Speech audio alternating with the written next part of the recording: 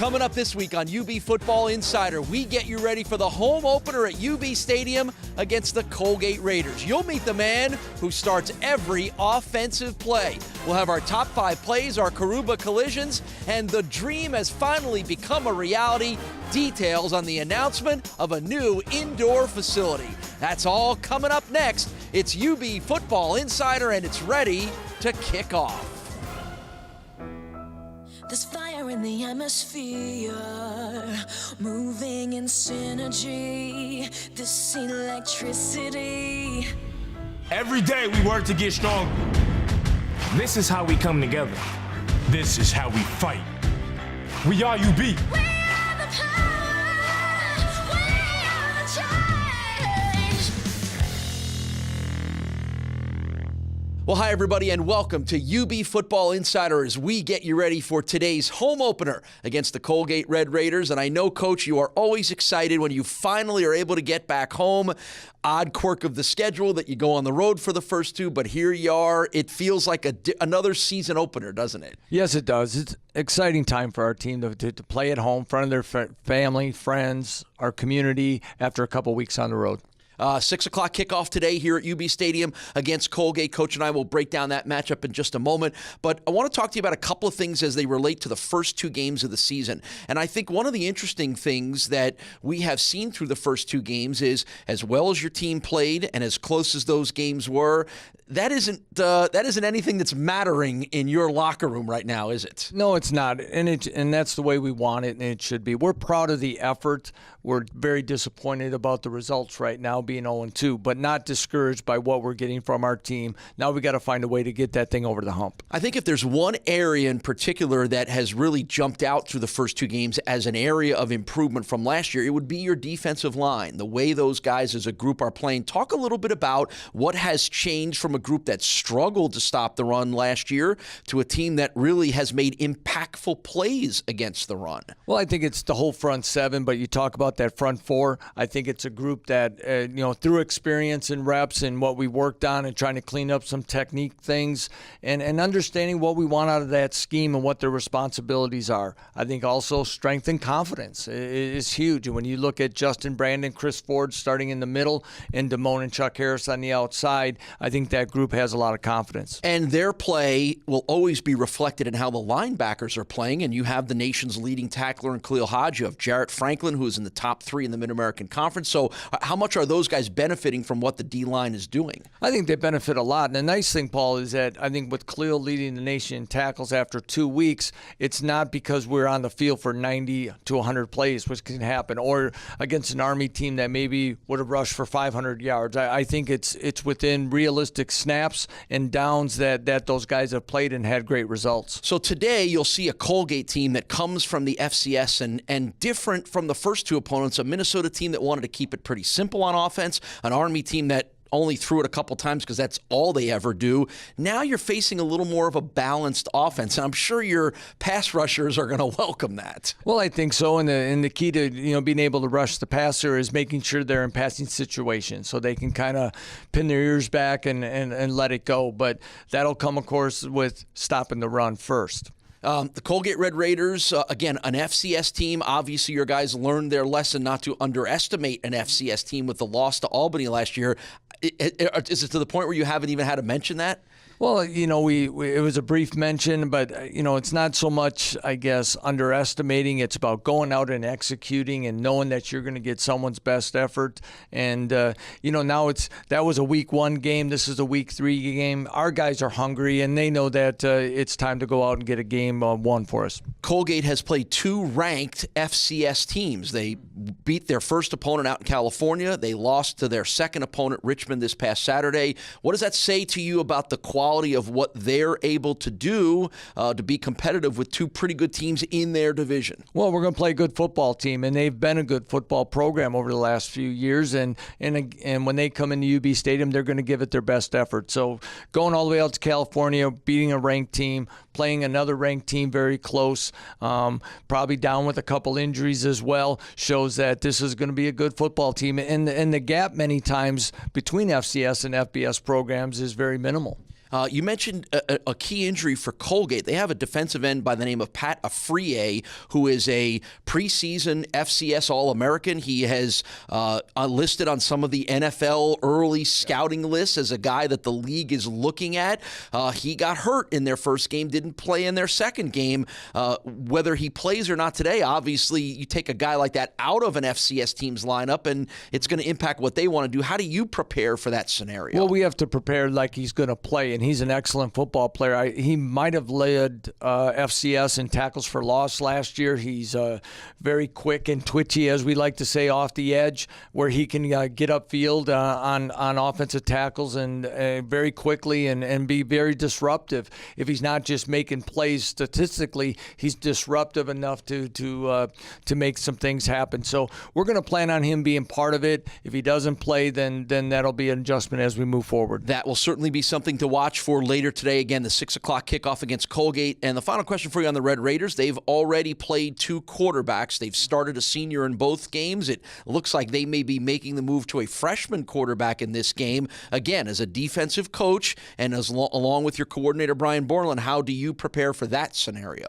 Well, as long as there's not a huge drastic change schematically, philosophy-wise, and what they're doing, and we haven't seen that. They're going to play one or the other, but really what they're doing and what they're running hasn't changed. And as we talked a little bit earlier, Paul, I think one thing about what's going to help our defense through the week of preparation was that very similar personnel groupings, as we say, 3 receivers on the field, a lot of things that we do. So I think that's going to help us as we move forward. It's a 6 o'clock kickoff today here at UB Stadium for the home opener. Don't forget, Stampede Square opens at 3 o'clock. Jana Kramer takes the concert stage at Stampede Square. She is a country music star. She'll be performing at 4 o'clock, so it's a busy day with a lot of fun stuff for Bulls fans to experience. The home opener finally here after a couple weeks on the road. Coach and I will talk much more about that game, but coming up next, you'll get a chance to meet one of the more interesting personalities. Is that accurate to say? That would be accurate, Paul. You'll get a chance to meet Bulls center James O'Hagan. He's the man in the middle of almost everything when it comes to the Bulls, and you'll meet him next on UB Football Insider.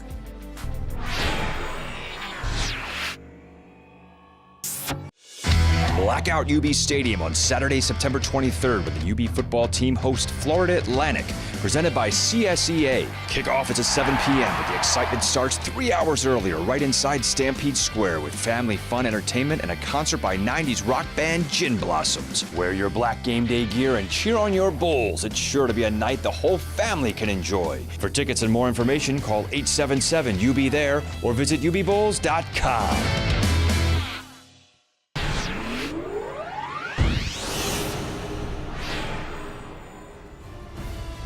Welcome back to UB Football Insider. This segment is presented by CEFQ, changing lives every day.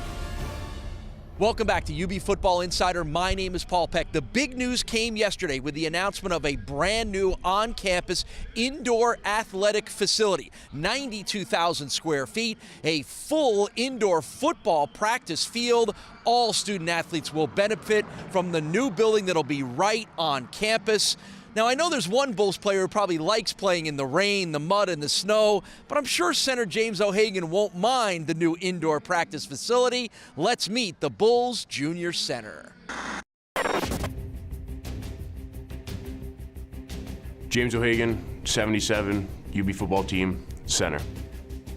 I had no idea what I was getting myself into playing center. Besides maybe quarterback, the most multitasking out of any of the positions.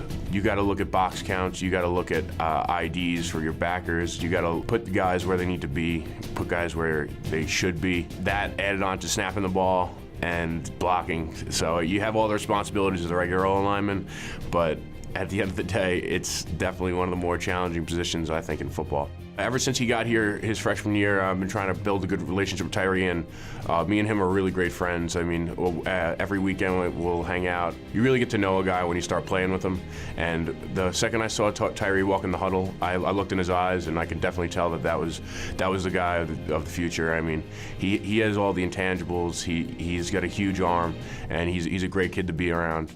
No matter where you go, high school, college, O-linemen are always the same. We always like to eat big. We like to go out together. We like to have a good time, and we're always joking around. And a lot of the thing with O-linemen is they got really unique personalities, but at the end of the day, they really want to show you and prove to you that they can get the job done as well. Growing up, my favorite food, favorite treat has been ice cream. I can go toe-to-toe with anybody in an ice cream eating competition. I'm really confident in myself. Probably besides playing football, that's probably number 2 on my list. If I really push myself, I could probably eat like a little over a gallon of ice cream. Ice cream is the best thing that's ever been created.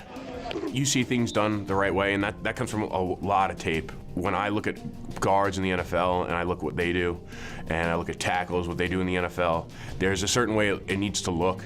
And if it doesn't look that way, then you got to correct it on it. No matter how good I think I am, Coach A's always got another challenge for me. I think what makes James special is that he is tireless when it comes to, he's almost obsessed. Extra film work, technical footwork, hand placement.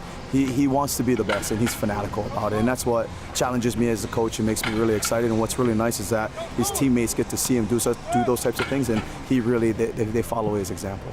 I think right after college, I want to go GA and coach. Football has done so much for me and has taught me so many life lessons, and a lot of the life lessons I've learned is from my coaches. And if I feel like I can impact one kid's life for the better, whether it's at the high school level or if it's at the college level, either or, you make an impact on a kid's life.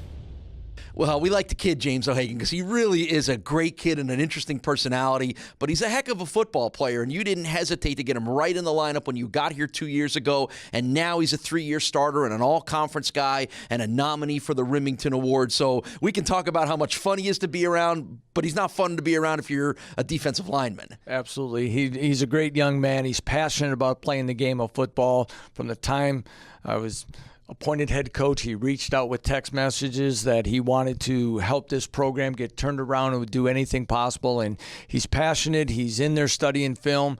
And when you have 105 players, Paul, you got to have some personalities within the group that kind of helps break up some things. Tell me a little bit what went into the decision to have James be a captain. He's not a senior. He and Khalil Hodge are the only 2 non-seniors that are captains, but that says an awful lot about any football player when they're chosen as a captain. Yes, and this was player voted, so that's within the locker room, within the meeting rooms, and how we play on the field. That's off-season conditioning, all the things that our players see within the leadership of our program. But I think also if you'd ask the coaching staff as well, they couldn't agree more. Well, every play starts with James, but a lot of plays lately have resulted in James having to run an awful long way down the field to go celebrate his teammates. You've had 4 plays of 48 yards or more in the first 2 games of the season. What has led to a little more of a big play offense from your squad? Well, I think a couple things. One, of course, is we're taking maybe more shots early in the game to create some of those big plays. But a 75-yard run by Tyree Jackson is a play being blocked well and a great athlete making that happen. All right, Coach, good luck today against Colgate. It's the home opener for the Bulls. It kicks off at 6 o'clock at UB Stadium. Stampede Square opens at 3. Janet Kramer on the Stampede Square concert stage at 4 o'clock. When we come back to UB Football Insider, the always exciting Coaches in Cars segment, and we'll check in on our top 5 plays. That's next on UB Football Insider.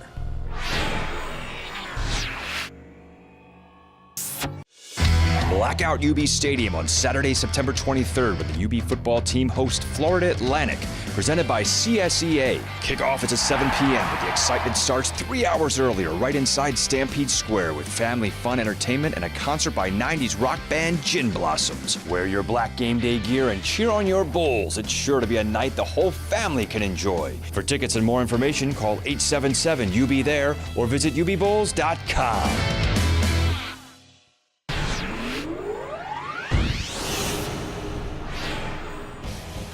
Welcome back to UB Football Insider. This segment is presented by Town BMW, the official auto partner of UB Athletics.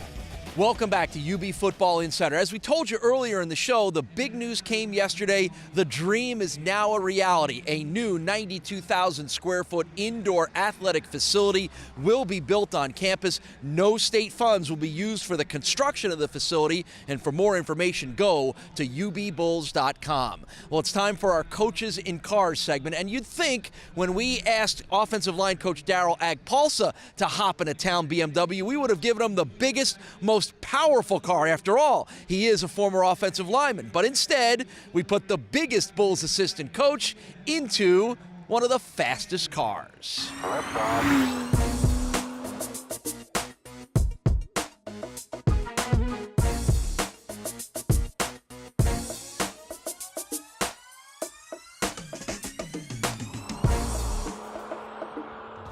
Welcome to Town BMW. I'm Tom. Tom, nice to meet you. I'm Daryl. Nice to meet you. All right, so what do you think? Beautiful.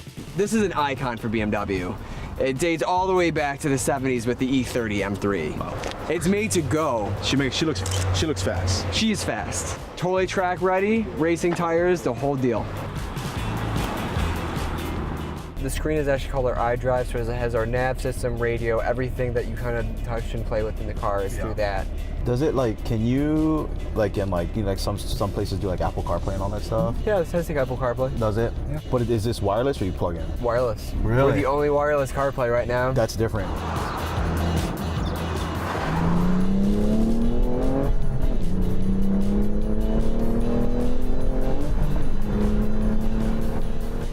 When you have an M car, the engine is totally different. Yes, it's the same size. Yeah. You're looking at twin turbo, and then the entire engine is going to be forged out of an aluminum block. So this is the baby then, right? This is the baby. Everyone thinks the i8's the baby, but anyone who actually likes cars, this is what they go to. Or anybody that really knows BMW knows this is the car. You're right. Oh, I know now too. It's time now for the top 5 plays of the week, brought to you by ECMC. The difference between healthcare and true care. Number 5. Bradshaw going to throw, no quarterback draw, but Chris Ford won't let him get anywhere. Ford was able to hit him with help from Justin Brandon, and that's just actually going to go down as a loss, I think, again, Scott, back to the 8-yard line. Number 4. 3rd and 19 for the Black Knights from their own 42 shotgun. Bradshaw's going to throw, looking to set up a screen. It is caught, but immediately tackled by Jarrett Franklin. Limits that to actually a 1-yard loss. Number 3. Just underway, the Bulls and Army. It's a first down play for the Bulls. Fake the jet sweep. Tyree going to throw deep downfield, looking for AJ. Caught! 15-yard line down to the 10-yard line. Anthony Johnson with another big play for the Bulls down to the 11-yard line. That is a pickup of 52 yards. Number 2. Shotgun snap. Tyree fake the handoff. Back in the pocket, looking, throws it up. Deep downfield, got a wide open receiver, it's caught! It's a Buffalo touchdown! Bar none, that's a Bulls score for Antonio Nunn.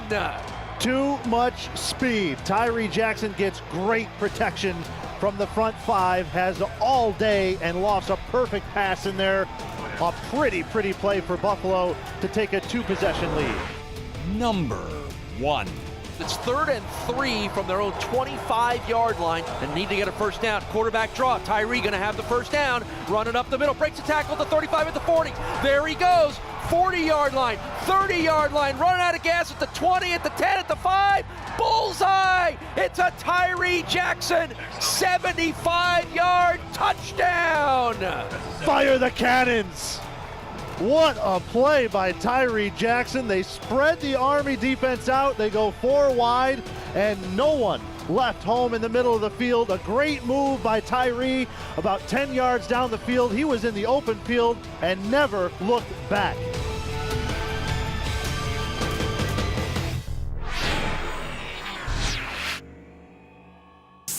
For nearly 100 years, ECMC has brought hope and healing to Western New York. I'm living proof, and I couldn't be more grateful. Like cancer, we all hope trauma will never happen to us. But when it does, we can rely on ECMC to always be there. I hope you join me to be there for them and help them build their new state-of-the-art trauma center and emergency department. Visit supportecmctrauma.org to help learn how you can support life-saving care. This is UB Football Insider, presented by ECMC, the difference between healthcare and true care.